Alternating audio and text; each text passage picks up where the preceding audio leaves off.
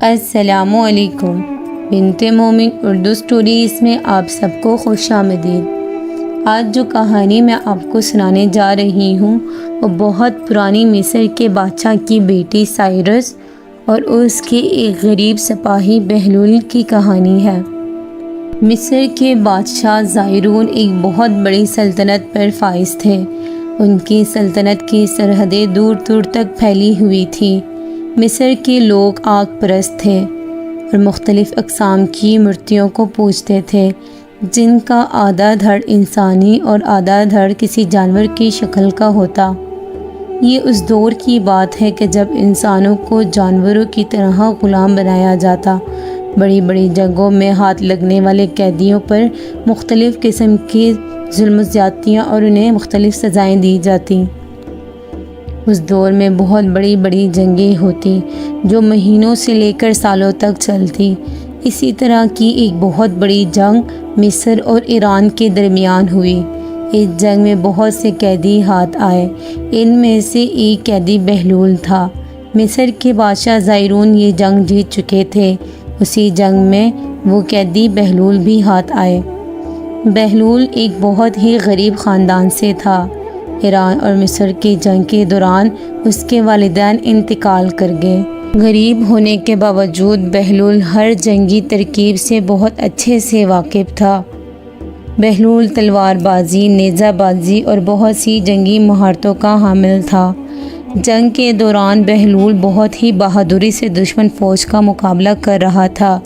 جب جنگ ختم ہوئی اور ہر چیز اپنے مسکن پر آئی تو زائرون کے فوجی سپہ سالار نے زائرون کو بہلول کے متعلق بتایا کہ ہمارے ہاتھ ایک ایسا نوجوان لگا ہے جو ہمیں مستقبل میں بہت ہی زیادہ فائدہ پہنچا سکتا ہے۔ زائرون نے بہلول کو پیش کرنے کا حکم دیا۔ جب وہ زائرون کے سامنے آیا تو حیران سا ہو گیا۔ خوبرو ہونے کے ساتھ ساتھ بہلول فولادی جسم، چوڑا سینہ، کشادہ ماتھا کہ دور سے دیکھنے والے پر اپنا رعب اور خوف ڈالے۔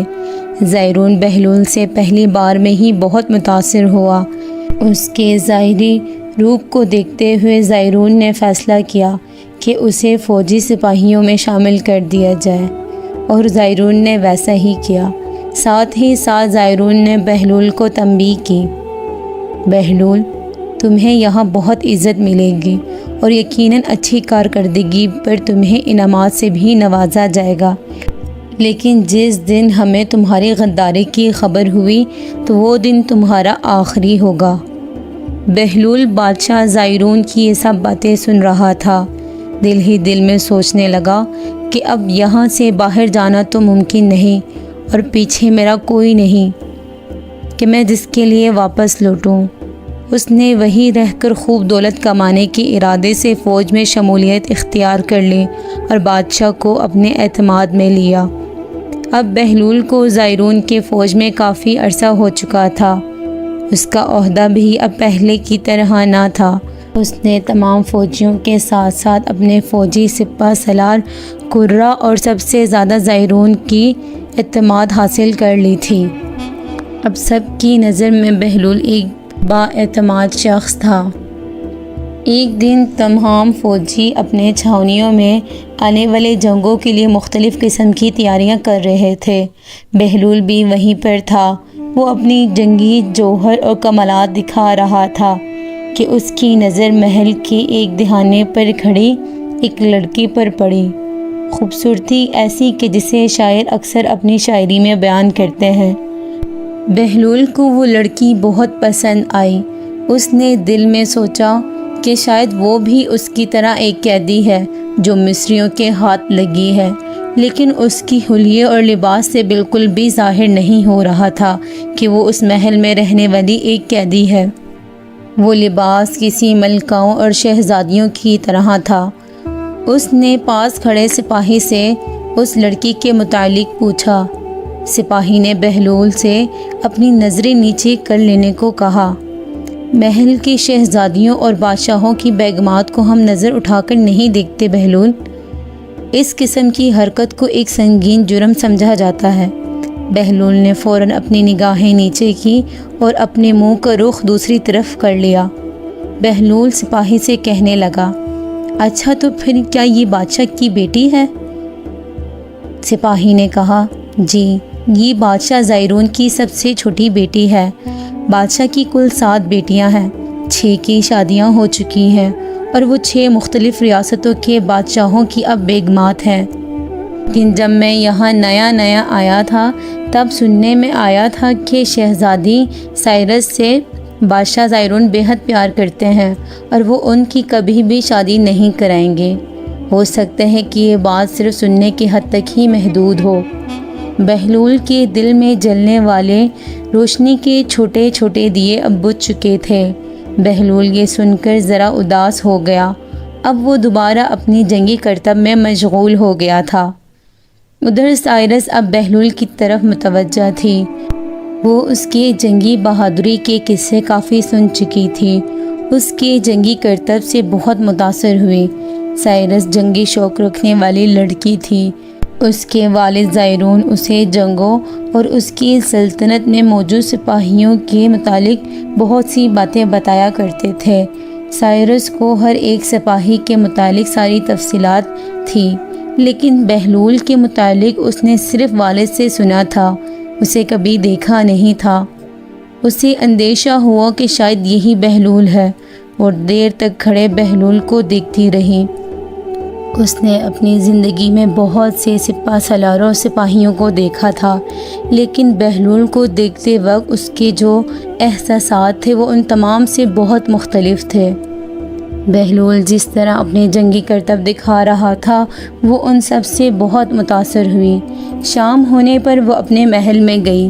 کھانے پر بھی سائرس بہلول کے متعلق ہی سوچ رہی تھی۔ اس وقت سائرس کی عمر 21 سال تھی۔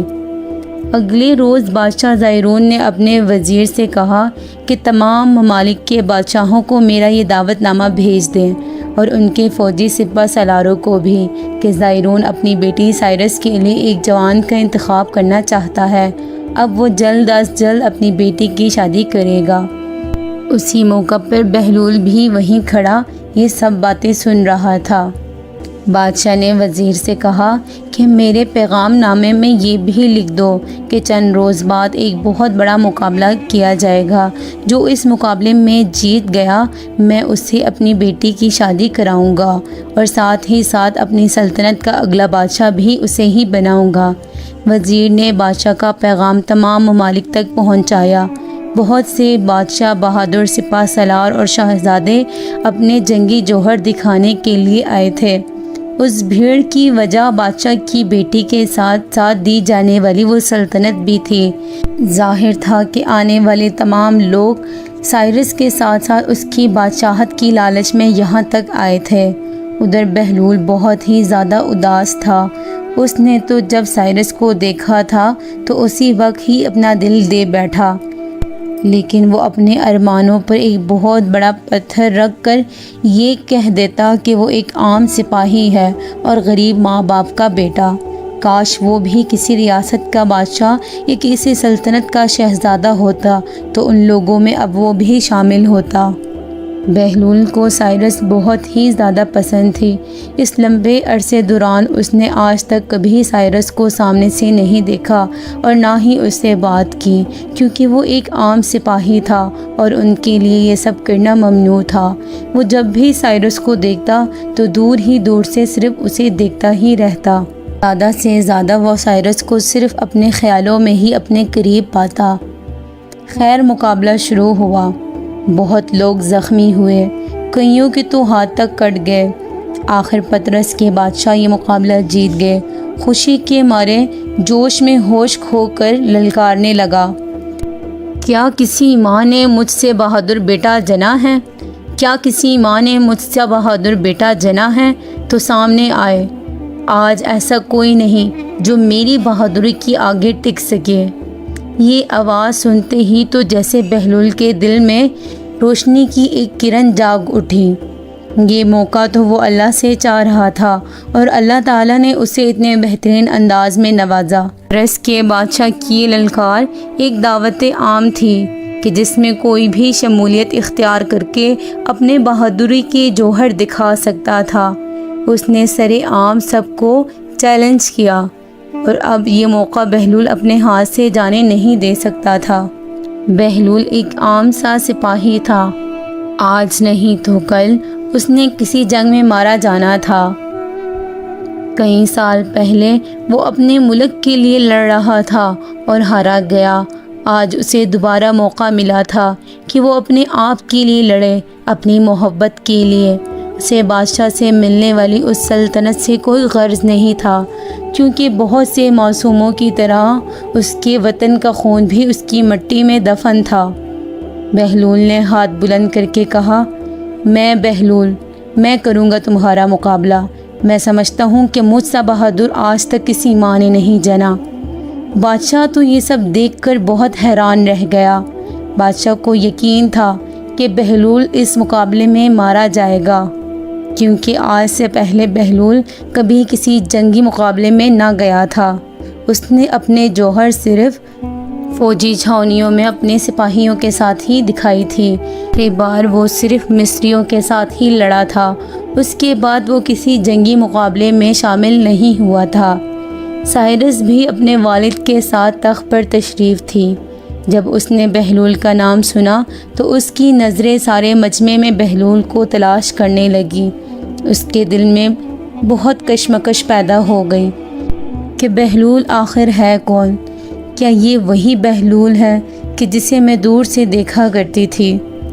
جب اس کی نظر بہلول پر پڑی تو اس کے دل میں خوشی کی ایک لہر جاگ اٹھی، کیونکہ وہ بھی کسی حد تک بہلول کے لیے اس طرح کے جذبات رکھتی تھی جو کہ اب بہلول کے دل میں تھے، لیکن شاید وہ جذبات اتنے گہرے نہ تھے، کیونکہ بہلول ایک عام سپاہی تھا اور اسے یقین تھا کہ اس کے والد کبھی ایک سپاہی سے اس کا رشتہ نہیں کریں گے۔ زائرون کے تمام سپاہی اور ان کا سپہ سالار اور پورے مجمع کے زائرین کی نظریں اب صرف بہلول پر تھی۔ سب کی نظروں میں جیت صرف پطرس کے بادشاہ کی تھی، کیونکہ بہلول آج تک کسی بھی جنگی مقابلے میں نہیں گیا تھا اور ایک لمبے عرصے بعد وہ آج مقابلے کے لیے بغیر کسی تیاری کے اترا تھا۔ خیر، مقابلہ شروع ہوا۔ بہلول کے شروع کے ایک دو وار خالی گئے۔ ادھر پطرس کے بادشاہ نے ایک تیز وار کیا۔ تلوار کا کنارہ بازو سے بچتے ہوئے کمر کو چھو گیا۔ بہلول کے کمر سے خون کی ایک دھار زمین پر گر پڑی۔ یہ دیکھتے ہی پورے مجمع نے شور مچانا شروع کر دیا۔ ہم نے پطرس کے بادشاہ کے حق میں نعرے بلند کرنا شروع کر دیے۔ اب کی بار بہلول نے اپنی چال تبدیل کی اور ایک نئی چال چلی جو پطرس کے بادشاہ نے پہلے کبھی نہیں دیکھی تھی۔ یہ ایرانیوں کی ایک خاص چال تھی۔ بس اس کی بار پطرس کا بادشاہ زمین پر گر پڑا اور واپس نہیں اٹھ سکا۔ غرور کا سر اب خاک آلود ہو چکا تھا۔ پطرس کا بادشاہ اب زمین پر پوری طرح مٹی میں لت پت ہو چکا تھا۔ بادشاہ زائرون بہلول کو دیکھ کر بہت خوش ہوئے اور اس بات پر افسوس کرنے لگے کہ اپنی بیٹی کے لیے جس شخص کی تلاش وہ مختلف ممالک میں کر رہے تھے وہ خود ان کے ملک میں ہی موجود تھا۔ زائرون نے سائرس کی شادی بہلول سے کرائی۔ سائرس بھی اس شادی سے بے حد خوش تھی۔ بہلول نے بادشاہ کی سلطنت لینے سے انکار کیا اور ان کا بیٹا بن کر ان کے ساتھ انہی کے محل میں رہنے لگا۔ زائرون کی موت کے بعد بہلول کے بیٹے ازابیل نے بادشاہت سنبھالی اور اس نے ثابت کیا کہ اس نے اپنی محبت کے لیے وہ مقابلہ جیتا تھا، زائرون کی دولت اور اس کی سلطنت کی چمک دمک کے لیے نہیں۔ اور یہی بات بہلول کے شہرت کا باعث بنی۔